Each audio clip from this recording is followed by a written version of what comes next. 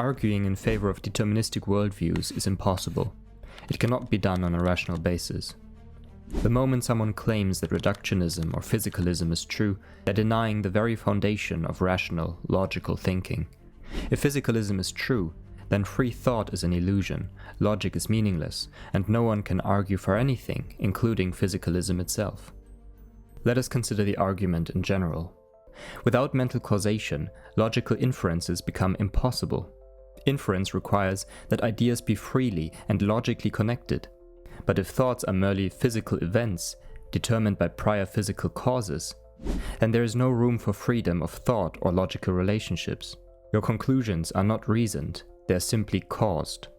The only other way to explain the emergence of logical inference within a deterministic framework would be to invoke intelligent design, an idea that directly contradicts materialism. We ultimately come to the conclusion that the belief in materialism contradicts itself. That cognition itself, i.e. the act of free and rational thinking, and its possibility of discerning truth, upon whose freedom every possible theory depends, has been declared impossible by reductionist physicalism. As Hans Jonas observed, even the most extreme materialist must make an exception for themselves as a thinker in order for their materialist doctrine to be possible. This parallels the famous liar paradox. A Cretan says, all Cretans are liars. If this statement is true, then it must necessarily be false. Similarly, if the materialist's mind is powerless to discern truth, then their theory of materialism collapses in on itself. Let's take this a step further with a key argument from Alvin Plantinga. Plantinga combines two ideas: naturalism, which is the belief that only nature exists, with no God and supernatural mind, and evolution, the idea that humans evolved through natural selection.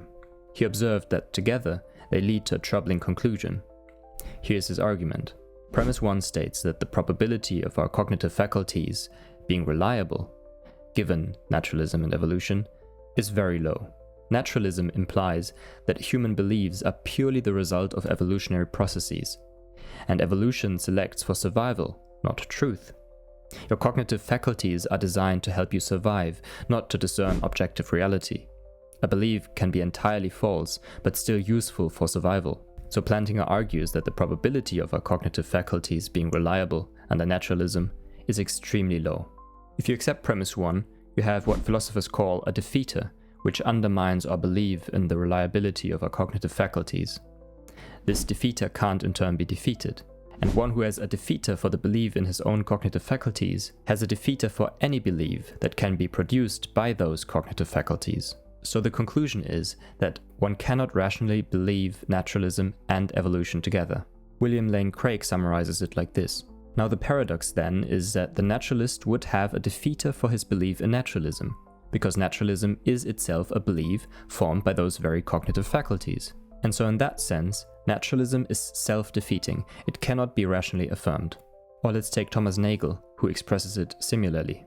Evolutionary naturalism implies that we should not take any of our beliefs seriously, not even the scientific worldview on which evolutionary naturalism itself is based. Many people argue that determinism is thus defeated or proven wrong. However, this is not the case. It is not an argument against naturalism or evolution in the sense that they are false. Rather, it is an argument for the claim that one cannot rationally accept the conjunction of both. If this conjunction is true, it undermines the ability to argue for and against it. In such a scenario, one might believe in naturalism and evolution, but one cannot claim to have good reasons for doing so. Ultimately, belief in naturalism and evolution would be reduced to a product of biochemical processes devoid of rational justification. This makes it no better than any other belief. The issue lies in the fundamentally flawed epistemology of physicalism. This worldview assumes, with complete certainty, that the brain produces thoughts. From this assumption, it concludes that thoughts cannot lead to true knowledge. But this is an internal contradiction. Matter is postulated as the cause of thoughts, as if it were a fact, and yet it is claimed that we cannot truly know anything. The epistemological framework resulting from John Locke, René Descartes, and Immanuel Kant can be summarized as follows. First, there exists a world of things outside the brain, which we cannot directly or immediately experience. The subject, whether defined as the psyche, self, soul, etc., is seated within the brain. Sense organs and nerves serve as intermediaries for sense perceptions. And lastly, consciousness, our awareness of the external world, arises as the result of neuronal processing, producing symbolic or image-like representations of the actual, real world.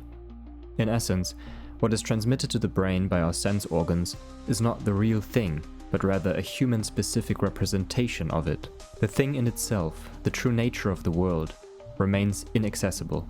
Consequently, this view holds that our sensory perceptions, shaped by the limitations of our physiology, cannot be the source of true knowledge.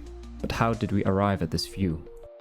People first studied the anatomy and physical function of the sensory organs, like the eyes and the brain.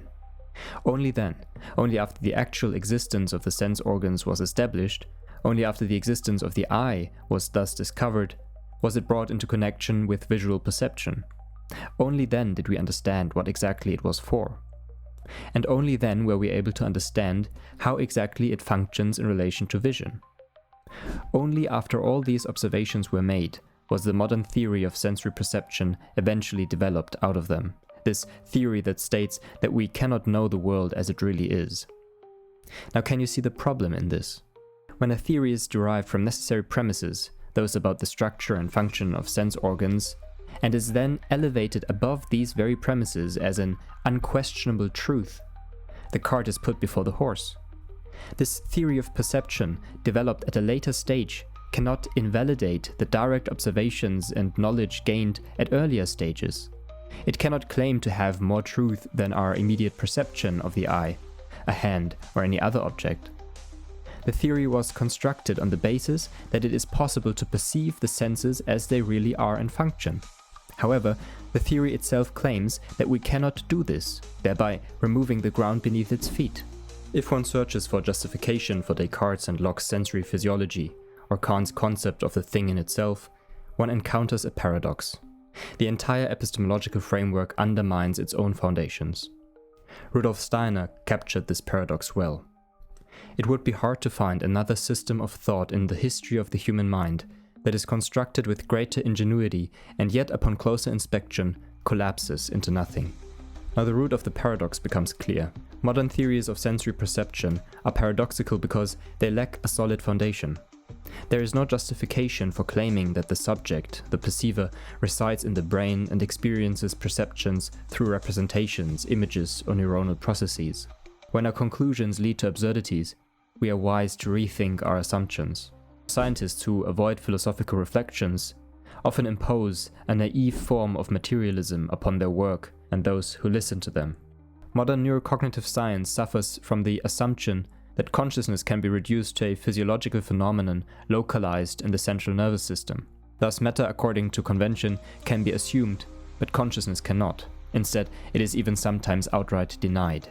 If we begin with the assumption that the world must be comprehensible in purely physical terms, and that the cosmos lacks purpose, then our understanding of truth will inevitably be shaped and limited by those assumptions. In other words, scientific models reveal what they can, but obscure what they cannot. Science cannot find purpose because it doesn't recognize it as a valid category of inquiry. I cannot emphasize enough the importance of taking these philosophical considerations seriously. As Alfred North Whitehead observed, a philosophic outlook is the very foundation of thought and of life. The sort of ideas we attend to and the sort of ideas we push into the negligible background govern our hopes, our fears, and our control of behavior. As we think, we live. When it comes to the biggest questions, the nature of life, consciousness, time, love, energy, matter, beauty, truth, or morality, science encounters inherent limitations. Its methods, while powerful, are simply not equipped to address such questions in their fullness. This is why we must rethink our epistemology. We need a framework that allows us to discern truth and reality beyond the confines of materialistic assumptions. And we must reconsider our materialistic assumptions about consciousness itself. On this channel, this is exactly what we are aiming at. So if you're interested, please consider subscribing to the channel.